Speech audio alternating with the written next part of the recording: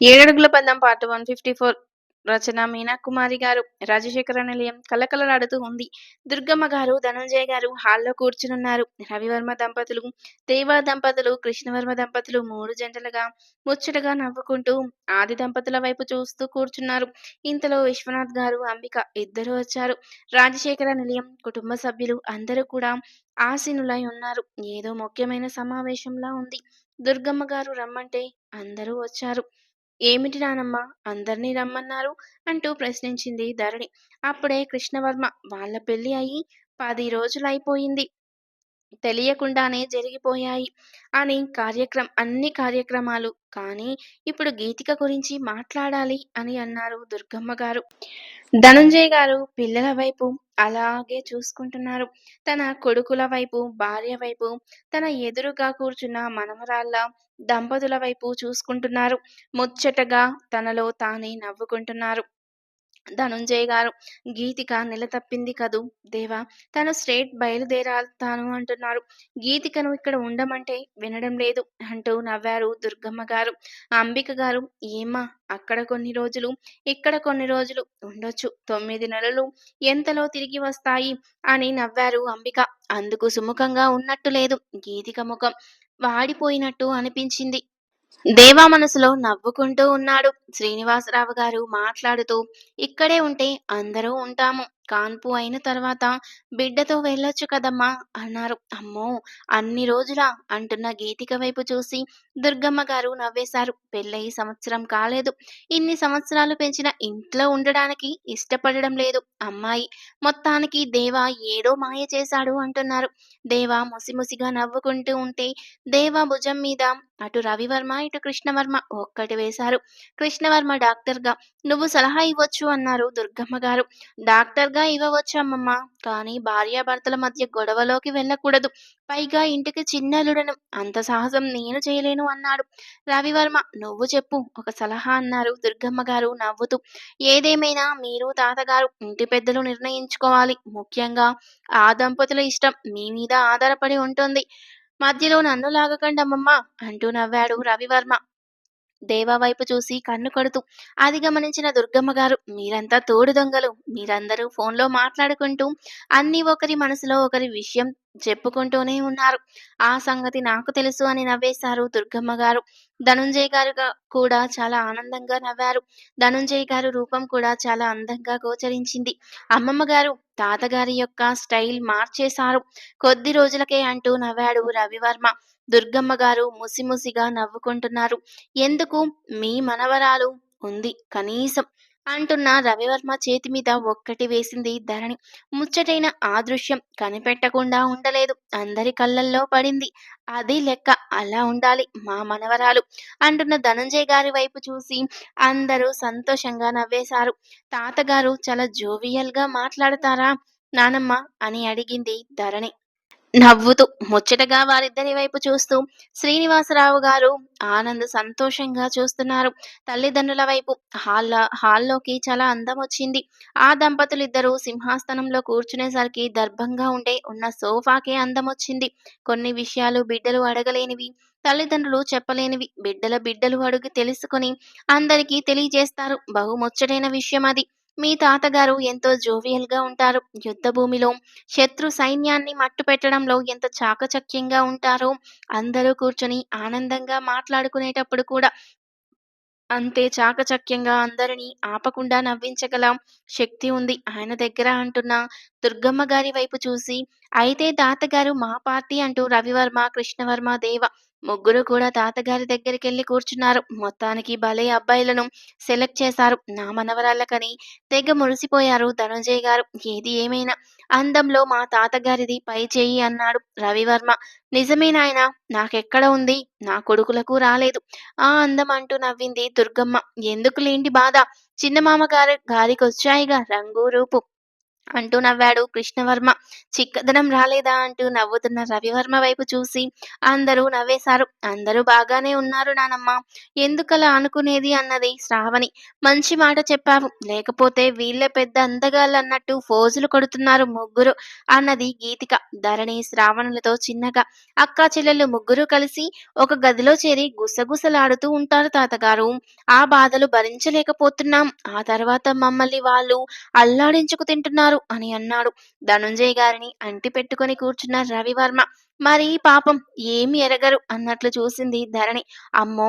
చాలా గడుసు వాళ్ళు తాతగారు ఆడవాళ్ళు అంటే ఏమిటో అనుకున్నాను నేను మొదట్లో అన్నాడు దేవ. ధనుంజయ్ గారి ముఖంలో చిరుమందహాసం మొదలై పకపకా నవ్వుకి దారి తీసింది. దుర్గమ్మ వైపు చూసి ఒక రకంగా నవ్వేశారు. ఆ చూపుకి అర్థమేంటి తాతగారు? నా మనవరాలు చాలా నయం. నేను తట్టుకున్న దాంట్లో మీరు తట్టుకున్నదేమున్నది అన్నట్టు అనిపిస్తుంది నాకు అన్నాడు కృష్ణవర్మ కొంటెగా దుర్గమ్మ గారి వైపు చూస్తూ. అమ్మో మనవళ్ళు మొన్నటిదాకా నా పార్టీలో ఉన్నారు. ఇంతలోనే వాళ్ళ తాతగారి పార్టీకి మారిపోయారు అంటూ నవ్వేశారు దుర్గమ్మ గారు. తండ్రిని, అల్లుళ్లను, తల్లిని, కూతుళ్లను అందర్నీ చూస్తూ మురిసిపోతున్నారు. శ్రీనివాసరావు గారు, ఆనంద్ గారు, వారి భార్యలు వాడినివ్వమ్మా అంటూ తీసుకున్నారు దుర్గమ్మ. ఎంత అందంగా ఉన్నాడు. ముసిముసి నవ్వులు అంటూ నవ్వుతూ అన్నారు దుర్గమ్మ గారు. నాతో పాటు నా పెద్ద కొడుకు కూడా ఓర్పుతో కష్టపడి సంసారాన్ని పైకి లాక్కొనొచ్చాడు. వాడికి తగ్గ భార్య లభించింది. దేవిక ఏనాడు ఇంట్లో కోడలిగా వ్యవహరించలేదు. అందరికీ ఒక తల్లిలాగానే వ్యవహరించింది అంటున్న దుర్గమ్మ గారి కళ్ళల్లో నీళ్లు. ఆ మాటలు వింటున్న శ్రీనివాసరావు దంపతుల్లో కళ్ళల్లో నీళ్లు. ధనుంజయ్ గారు పెద్ద కొడుకు వైపు, కోడలి వైపు ముచ్చటగా చూశారు. ఒక వయసులో ఆనంద్‌లో అల్లరి, చిలిపితనం, ఉరకలు వేసే ఉత్సాహం ఉండేది. ఇంట్లో చిన్నవాడు కదూ! ఆ అల్లరి వాడిలో ఉండేది అంటున్నప్పుడు ఆనంద్, సుప్రజ ఇద్దరు కూడా ధనుంజయ్ గారి వైపు చూశారు. ధనుంజయ్ గారు వారి వైపు చూసి ముచ్చటగా నవ్వుతూ ఉన్నారు. ఎలాగైతేనేమి నేను లేని ఈ సంసారాన్ని, ఫ్యాక్టరీ బాధ్యతలను సక్రమంగా నిర్వర్తించారు. ఈనాటికి నా ఇంట్లో ఆనందాన్ని చూస్తున్న నాకు సంతోషంగా ఉంది. దుర్గా ఎంత బాధ్యతగా నడిపింది అని గర్వంగా ఉంది అన్నారు ధనుంజయ్ గారు. దుర్గమ్మ గారి కళ్ళల్లో ఆనంద బాష్పాలు మనవళ్ళ వైపు చూస్తూ అంతలోనే సరదాగా ఇంటి వాతావరణాన్ని మారుస్తూ అసలు అందమైన మగుడు దొరకాలంటే పెట్టి పుట్టాలి అంటూ నవ్వారు దుర్గమ్మ గారు. నిజమే అమ్మమ్మ, ఆ విషయంలో మీరన్న మాట నిజమే అనిపించింది అంటూ శ్రావణి వైపు ఎగాదిగా చూసి ఒక రకంగా నవ్వేశాడు కృష్ణవర్మ. అబ్బో! పెద్ద అందగాళ్ళు. విజయవాడ నగరంలో అందగాళ్ళ కోట్లు పెడితే అన్ని ఓట్లు అంటూ మూతి తిప్పుకుంది శ్రావణి. ధరణి, గీతిక నవ్వేశారు. శ్రావణి నిజాలను చక్కగా ఒప్పుకుంటుంది అన్నాడు కృష్ణవర్మ నవ్వుతూ. వారి అందాలు కాపాడాల్సిన బాధ్యత మాత్రం నా మనవరాళ్ళదే కదూ!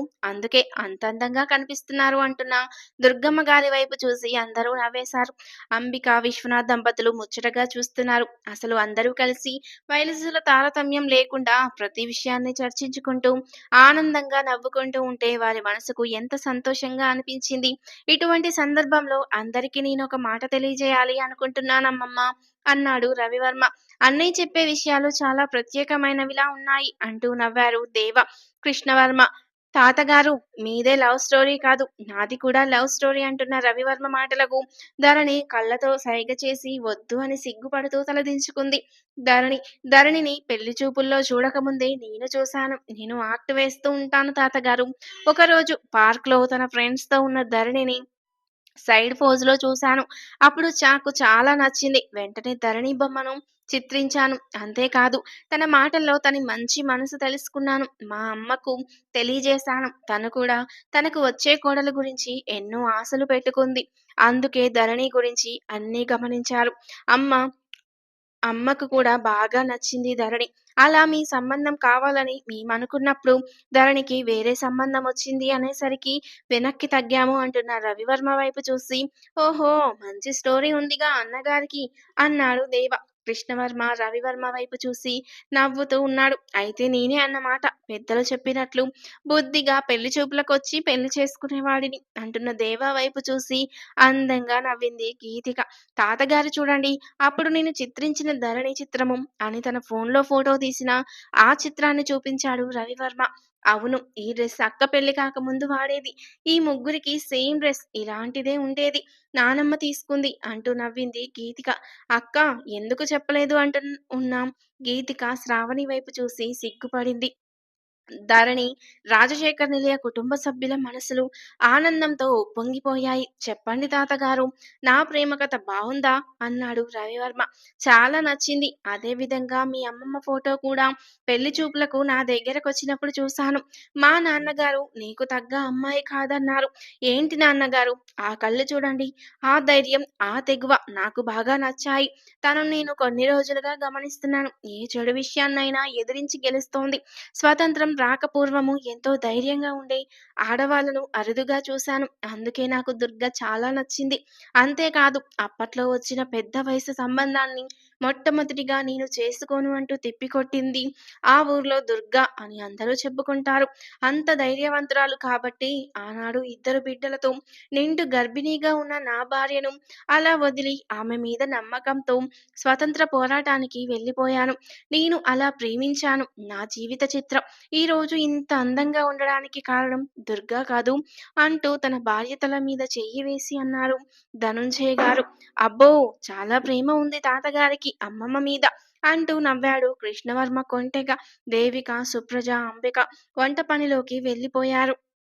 ఆనంద్ శ్రీనివాసరావు గారు ఫ్యాక్టరీకి వెళ్తుంటే వారితో పాటు విశ్వనాథ్ గారు కూడా వెళ్లారు. ఇక దుర్గమ్మ దంపతులతో మనవరాళ్ళు వాళ్ళ భర్తలతో కూర్చునున్నారు.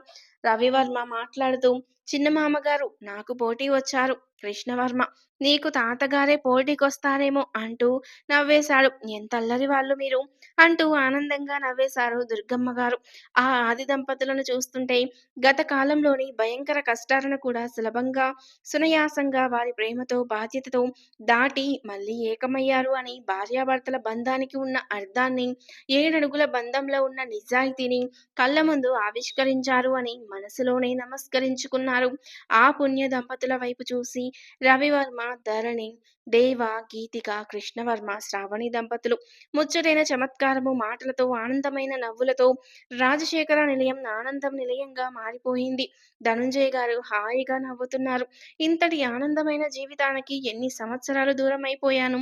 నిజం చెప్పాలంటే ఎడారిలో నీరు లేని ప్రాంతంలో ఇరుక్కుపోయిన మనిషికి చల్లటి మంచినీళ్ళ చెరువు కనిపించినంత సంతోషంగా ఉంది మనసుకు. కల నిజమా అని కొంతసేపు ఆలోచన వస్తూ ఉంటుంది ధనుంజయ గారికి. మరి ఒకనాటి కష్టం కాదు ఆయనది. ఒక కుటుంబంలోని సభ్యులు ప్రేమగా ఉండడం చాలా అందంగా అనిపిస్తుంది. అదే కుటుంబానికి కోడళ్ళుగా, అల్లుళ్ళగా వచ్చే వాళ్ళతో ఇల్లు సందడిగా, సరదాగా స్వర్గంలా మారుతుంది అనడానికి ఈ రాజశేఖర నిలయం చక్కటి ఉదాహరణగా నిలుస్తుంది అంటూ ఆనందపడ్డారు ధనుంజయ్ గారు. ఆయన కళ్ళల్లో నీళ్లు తిరిగాయి. దుర్గమ్మ గారు ఒక పక్కకు తిరిగి కళ్ళను గట్టిగా ఒత్తుకున్నారు. "నిజానికి 2 విషయాలకు అందరినీ రమ్మని పిలిచాను. మీ తాతగారు పూర్తిగా అందరిలో కలిసి ఆనందంగా కాసేపు గడపాలి అని అందర్నీ పిలవడం జరిగింది. ముఖ్యమైన విషయం ఏమిటంటే గీతిక లండన్ వెళ్ళాలా వద్దా అన్నది. అందరూ కూర్చొని మాట్లాడుకుంటే బావుండు అనిపించింది" అన్నారు దుర్గమ్మ గారు. "నిజంగా చాలా ఆనందంగా ఉందమ్మమ్మ మీరు పిలిపించడం, తాతగారితో ఇలా సరదాగా మాట్లాడడం. ఇక ముందు తాతగారి జోకులకు మేము నవ్వాలి" అంటూ నవ్వేశాడు రవివర్మ. సమయం అవ్వడంతో కృష్ణవర్మ పైకి లేచి ధనుంజయ గారికి ఇంజెక్షన్ చేశాడు. "మర్చిపోతాను" అని అలారం పెట్టుకున్నాడు. "ఇక మా పనుల్లో మేం బిజీ అయిపోతాము తాతగారు. నేను హాస్పిటల్‌కి వెళ్ళిపోవాలి. శ్రావణి కాలేజ్‌కి వెళ్తుంది" అని చెప్పాడు కృష్ణవర్మ. "నిజమే, సరదా సరదాగానే ఉంటుంది కానీ బాధ్యతల విషయంలో భార్యాభర్తలు ఖచ్చితమైన నిర్ణయాలు తీసుకోవాలి" అన్నట్లు అనిపించింది. ఆ మాట అందరికీ. "కొన్ని రోజులైనా హనీమూన్ వెళ్ళిరా" అని అడిగారు ఆనంద్. "ప్రస్తుతానికైతే పేషెంట్లతో నేను బిజీగా ఉన్నాను. ఇన్ని రోజులు శ్రావణికి క్లాసులు సరిగ్గా జరగలేదట. ప్రస్తుతానికి అనాటమీ క్లాసెస్ జరుగుతాయి. కాలేజీ వాళ్ళు మెసేజ్ పెట్టారు. ఎందుకంటే ఆ క్లాసులకు నేను చదువుకోవడానికి కాదు, టీచింగ్ చేయడానికి" అని నవ్వుతున్న కృష్ణవర్మ వైపు చూసి అందరూ నవ్వారు. కృష్ణవర్మ అన్ని విషయాల్లో మాస్టారే మరి అంటూ నవ్వేశాడు దేవ. "మీరు కానట్టు" అన్నది గీతిక. దేవ భుజం మీద తడుతూ. "ఆ విషయంలో ఎవరూ తగ్గరు" అన్నది ధరణి. రవివర్మ భుజం తడుతూ. "అన్ని విషయాల్లో ఎవరూ తగ్గరు కానీ" అంటూ నవ్వేశారు దుర్గమ్మ గారు. సుప్రజ క్యారెట్ పాయసం చేసింది. అందరికీ బౌల్స్ లో వేసి తీసుకొచ్చింది శ్రావణి. విశ్వనాథ్ గారు మాట్లాడుతూ, "ఇప్పుడు పిల్లలకి మనం చెప్పలేమండి. వారిద్దరూ నిర్ణయించుకొని ఒక నిర్ణయానికి రావాలి" అన్నారు. "డాడీ లాయర్‌గా కేస్ కొట్టేశారు మొత్తానికి" తీర్పు మాత్రం నన్ను చెప్పమన్నట్లుగా ఉంది అంటూ నవ్వాడు దేవ. గీతిక నేను వచ్చేస్తాను అన్నట్లు కళ్ళతోనే చెబుతుంది దేవాకు. ఇక్కడ నిర్ణయం అనేది కళ్ళతో ఒకరు చెబుతూ ఉంటారు. కన్ఫర్మ్ చేస్తారు ఒకరు. అదే భార్యాభర్తల బంధం అంటూ నవ్వేశారు దుర్గమ్మ గారు. దేవా మాట్లాడుతూ, "ఇదివరకు రోజులాగా ఏమీ ప్రాబ్లమ్స్ లేవు. అక్కడ కూడా నాకందరూ పెద్ద పెద్ద డాక్టర్లు తెలుసు. గీతికకు మంచి ట్రీట్మెంట్ ఉంటుంది. తనకు స్టడీస్ పట్ల కూడా శ్రద్ధ ఉంది. ప్రస్తుతానికి స్టార్టింగ్ మంత్స్ కాబట్టి ఇప్పుడు ఇబ్బంది లేదు. నెలలు నిండే సమయానికి పెద్దవాళ్ళు ఎవరో ఒకరు రావచ్చు. అది ఒక నిర్ణయం" అన్నాడు దేవ. "మీ భార్యాభర్తలు ఒక చోట ఉండడం మాకు ఆనందమే కానీ గీతిక నువ్వు మరి ఒక్కదానివే" అంటున్న అంబిక గారి వైపు చూస్తూ, "అమ్మా, అన్నయ్య, వదిన అక్కడే ఉన్నారు. మనకు ఇబ్బంది లేదు" అక్కడ దేవ. అది నిజమే అనిపించింది అందరికీ. తనకు ఆరోగ్యపరంగా ఇబ్బందులు అయితే ఏమీ లేవు కాబట్టి జాగ్రత్తగా అన్నీ చేసుకోగలము. పని మనిషి వస్తుంది, ఇబ్బంది ఉండదు అని వివరంగా చెప్పాడు దేవ. అమ్మో! నెలలు నిండే సమయానికి నన్ను రమ్మనకండి. ఏరోప్లేన్‌లో నేను ఎగరలేను బాబోయ్! అన్నారు దుర్గమ్మ గారు. అలా అంటారేమిటమ్మమ్మ! మీరు తాతగారు తప్పనిసరిగా విమానంలో ఎగరాల్సిందే అంటూ నవ్వారు రాజశేఖర్ నిలయం అల్లుళ్ళు. వాళ్ళ అమ్మా నాన్న వెళ్తే సరిపోతుంది అన్నారు దుర్గమ్మ గారు నవ్వుతూ. శ్రీనివాసరావు గారు మాట్లాడుతూ, చంటి బిడ్డతో ఎలా వెళ్తారు వాళ్ళు? అది వారికి ఇబ్బందమ్మా అన్నారు. డాడీ, మీరు అమ్మ రావాలి అన్నది గీతిక శ్రీనివాసరావు గారి దగ్గర కూర్చొని గారాబంగా. శ్రీనివాసరావు గారు కళ్ళల్లో నీళ్లు తిరిగాయి. నిజమే, ఎన్నో సంవత్సరాల బంధం ఒక్కసారిగా మార్పు అంటే ఎలా మారుతుంది అనుకున్నారు. గీతిక వైపు చూశారు ఆనందంగా శ్రీనివాసరావు గారు. దుర్గమ్మ గారు కూడా నవ్వుతూ, "నాకు తెలుసు కదరా! నేనన్నది మీ ఇద్దరి గురించే" అంటూ నవ్వేశారు. దుర్గమ్మ గారు శ్రీనివాసరావు గారిని, దేవికని చూస్తూ, గీతిక దేవిక గారి దగ్గరకు వెళ్ళి, "అమ్మా, మా అమ్మ" అంటూ దేవిక గారి చెంప మీద ముద్దు పెట్టుకుంది. తల్లి కాబోతున్న ఒక స్త్రీ మనసులో తల్లి హృదయం మొట్టమొదటిసారిగా ఆ విధంగా ఉప్పొంగింది. ఆ తర్వాత సుప్రజ బుగ్గ మీద కూడా ముద్దు పెట్టింది గీతిక. "నీకు జన్మనిచ్చినది నేనైనా పునర్జన్మనిచ్చింది అసలు నిన్ను నీ ఇంటికి చేర్చింది మాత్రం ఆ పుణ్య దంపతులు. వారికి మొదటి స్థానం ఇవ్వాలి" అంటూ సుప్రజ కూతురు తల మీద నిమురుతూ నవ్వింది. అవును, అవగాహన లేని మనసుతో, ప్రేమ విఫలమైన కక్షతో ఆనాడు బిడ్డను కాదు అనుకున్నది సుప్రజ. ఆ బిడ్డ ఈనాడు తన ఇంట్లో తన మనుషుల మధ్య అత్యంత గారాబంగా, ప్రేమగా ఒక ప్రత్యేకమైన స్థానంలో పెరిగింది. అంటే దానికి కారణం నిజంగా ఆ పుణ్య దంపతులే. అది కాదు అనడానికి సాధ్యం కాదు ఎవరికి. దేవిక, సుప్రజ వాళ్ళ ఇద్దరి మధ్యన ఉన్న గీతికను చూసి ముచ్చటపడ్డాడు దేవ. ఇంత గారాబంగా పెంచారు కాబట్టి వయసు పెరిగినా బుద్ధి పెరగని ఈ చిన్న బిడ్డని నేను సరిచేసేసరికి నా ప్రాణం పోయింది అంటూ గీతిక తల మీద ప్రేమగా నిమురుతూ నవ్వుతూ అన్నాడు దేవ. దేవా! అందరూ నవ్వేశారు. అర్థం కాని విషయంగా చూస్తున్నారు ధనుంజయ్ గారు. "మీకు తర్వాత నేను వివరంగా చెబుతాను" అన్నారు దుర్గమ్మ గారు నవ్వుతూ. గీతికను లండన్ పంపాలని నిర్ణయించుకున్నారు అందరూ. "మీ అందరినీ విడిచి వెళ్తుంటే చాలా బెంగగా ఉంది" అంటూ గీతిక దుర్గమ్మ గారి భుజం మీద వాలింది. "వేషాలాపవే! మొగాడితో వెళ్ళాలని ఇప్పటిదాకా బుంగమూతి పెట్టుకొని, అది సరే అయ్యేసరికి ఏమీ ఎరగని నంగనాచిలాగా వచ్చి మాట్లాడుతుంది" అంటూ ముద్దుగా గీతికను ప్రేమతో తల నిమురుతూ మనసులోనే దీవించారు దుర్గమ్మ. గీతిక నాకు నచ్చింది. గర్భవతిగా ఉన్న ఆడపిల్ల భర్త దగ్గర ఉండడమే మంచిది. అది అన్ని విధాలా శ్రేయస్కరం అంటూ నవ్వింది దుర్గమ్మ గారు. అందరూ ఆనందంగా చూశారు ఆ దృశ్యాన్ని. ధనుంజయ్ గారు గర్భిణీగా ఉన్నప్పుడు నేను నీ దగ్గరికి ఎప్పుడున్నాను? నెల తప్పడం, నేను ఏదో పని మీద వెళ్ళిపోవడం. చివరికి ఆఖరి బిడ్డ కడుపులో ఉన్నప్పుడు నిండు నెలల గర్భిణీగా ఉన్న నిన్ను వదిలేసి వెళ్ళిపోయాను అనుకుంటున్న ధనుంజయ్ గారికి కళ్ళల్లో నీళ్లు తిరిగి పై కండువాతో కళ్ళొత్తుకున్నాడు. ఆ దృశ్యం చూసిన కృష్ణవర్మ, "తాతగారు, జరిగిపోయిన విషయాలు తిరిగి రావు. జరగాల్సిన రోజులు ఆనందంగా ఉండాలి. అదే మనం చూసుకోవాల్సింది. ఇంకెప్పుడు ఇలా జరిగిపోయిన విషయాల గురించి కంటతడి పెట్టకండి" అని భుజం మీద చెయ్యి వేసి మనవడిగా ఒక డాక్టర్‌గా చక్కటి సలహా ఇచ్చాడు. సలహాలు బాగా ఇస్తారు. ఏమీ తక్కువ లేదు అని శ్రావణి అల్లరిగా అన్న మాటలకు అందరూ నవ్వేశారు. "నీ పనుంటుందిలే" అన్నట్లు కృష్ణవర్మ శ్రావణిని కళ్ళతోనే ఒక రకంగా కవ్వించాడు. "నీ సంగతి తెలుసులో, నీ పని చెబుతా" అన్నట్లు శ్రావణి కళ్ళు చక్కటి అల్లరి సమాధానాన్ని ఇచ్చాయి. ఆ దృశ్యం చూసిన రవివర్మ, "నలుగురిలో ఉన్నప్పుడు చూసుకోవాలి కృష్ణ.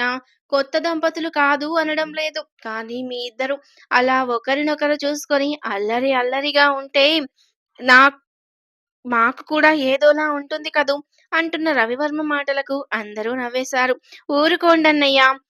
తెలియని వారికి కూడా అన్నీ వివరంగా చెప్తారు మీరు" అంటూ నవ్వుతున్న కృష్ణవర్మ మాటకు అందరూ నవ్వేశారు. ధనుంజయ్ గారు పకపకా నవ్వేశారు. దుర్గమ్మ గారికి ఆనందంగా ఉంది. ఆనాటి రాజశేఖర్ నిలయం ఎలా ఉంది? ఈనాడు ధనుంజయ్ గారు రావడంతో సంపూర్ణమైన ఆనందంతో వెలుగుతూ ఉంది అని అనుకుంటూ సంతోషపడ్డారు. తర్వాత ఏం జరిగింది అనేది నెక్స్ట్ పార్ట్‌లో తెలుసుకుందాం. వీడియో నచ్చితే తప్పకుండా లైక్ చేసి సబ్స్క్రైబ్ చేసుకోండి. Thank you for watching.